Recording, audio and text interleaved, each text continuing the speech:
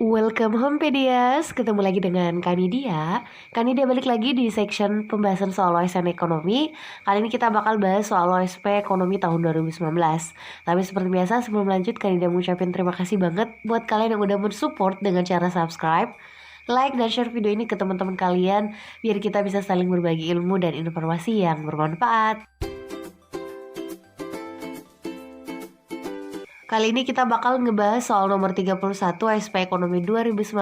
Kita baca soalnya terlebih dahulu ya. Pendapatan per kapita yang lebih besar mencerminkan kemakmuran yang lebih baik, sebab pendapatan per kapita sudah dikeluarkan faktor inflasi. Ya, ini adalah bisa dibilang sih termasuk tipikal soal yang lumayan fresh ya dalam dunia per-OSN-an. Tapi bagi anak-anak yang udah sering nengok soal SBMPTN, ini udah sangat basic sih sebenarnya. Jadi, apa yang harus kita lakukan untuk soal sejenis nomor 31 ini, kita cukup diminta menganalisis pernyataan 1 dan 2 ini benar apa salah nggak sih? Nah, kalaupun benar dan salah, udah ada option masing-masing ya, mulai dari A sampai E.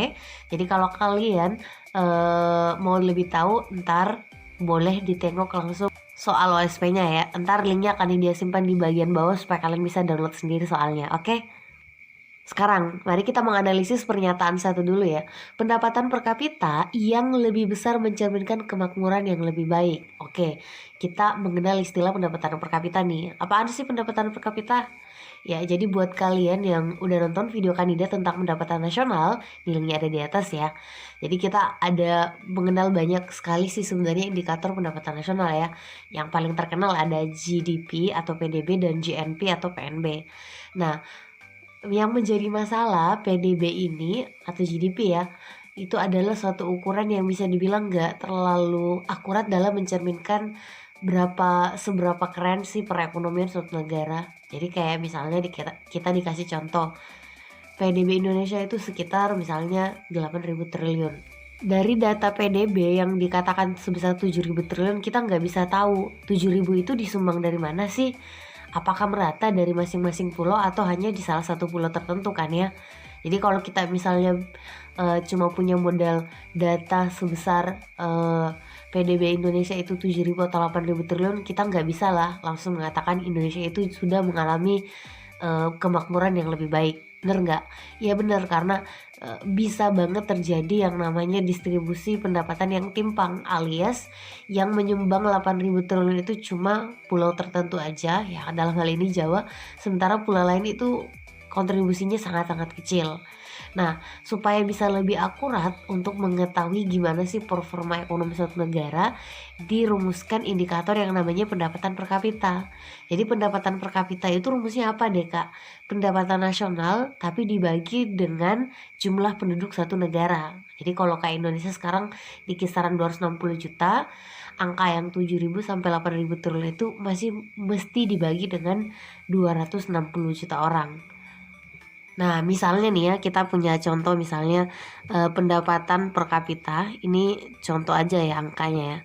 Misalnya pendapatan per kapita 30 juta per tahun. Nah, ini misalnya data dari, misalnya kalian ketemu soal yang mengatakan pendapatan per kapita suatu negara atau Indonesia itu 30 juta per tahun. Maksud dari itu apa ya Kak? Jadi pendapatan per kapita itu secara rata-rata doang, tapi ya kita ngomongnya, interpretasi dari kalimat ini adalah Indonesia dianggap memiliki, maksudnya penduduk Indonesia ya, setiap orang itu dianggap punya penghasilan ya, itu sebesar 30 juta ya per tahun. Ini sekali lagi per orang ya. Jadi dapatnya tadi dari pendapatan nasional dibagi dengan jumlah penduduk.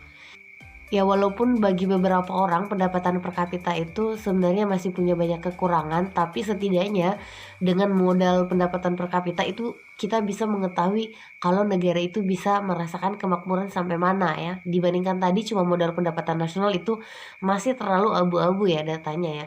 Ini udah dibagi dengan jumlah penduduk, jadi udah ada gambaran secara rata-rata seperti itu ya. Jadi kalau di ekonomi kita udah sepakat sih sebenarnya ya, pendapatan per kapita yang angkanya jauh lebih besar menunjukkan kemakmuran yang jauh lebih baik. Iya apa salah? Iya, ini adalah kalimat yang udah benar ya. Makanya sampai sekarang pendapatan per kapita itu masih menjadi salah satu indikator yang sering banget dijadikan sebagai perbandingan. Negara kamu lebih baik gak sih dari negara aku? Ya salah satu ukurannya adalah pendapatan per kapita. Oke, jadi pernyataan satunya udah benar. Pernyataan keduanya gimana kak? Pendapatan per kapita sudah dikeluarkan faktor inflasi. Inflasi apaan? Iya, kenaikan harga barang atau jasa secara umum dan terus menerus. Nah kan dia juga udah pernah bahas ya di ekonomi kita kalau membuat laporan performa ekonomi nih ya, baik itu GDP ataupun pendapatan per kapita itu ada dua pilihan sebenarnya ya. Jadi ada dua kemungkinan datanya disajikan dalam bentuk ada yang data nominal dan ada yang data real. Kan dia kebetulan juga udah pernah buat perbedaan antara apa sih maksud dari pendekatan nominal dan real. Nah ini linknya ada di atas. Jadi kalian bisa lebih expert nantinya ya. Nah intinya kalau misalnya kalimatnya cuma segini doang nih, pendapatan per kapita sudah dikeluarkan faktor inflasi. Kita nggak tahu kan ya ini maksudnya real atau nominal. Kalau kita lihat habit dari soal-soal OSN yang sudah-sudah, kalau misalnya di sini nggak tertera dengan jelas kita lagi ngomongin nominal atau real, maka jawabannya itu lebih kepada nominal ya. Karena biasanya kalau real itu langsung disampaikan di soal ini real gitu ya. Jadi kemungkinan besar maksud dari soal ini itu lagi bercerita tentang nominal. Dan kalau di nominal kita udah paham banget lah ya, di nominal itu masih mengandung unsur inflasi, sementara yang real baru nggak memiliki unsur inflasi.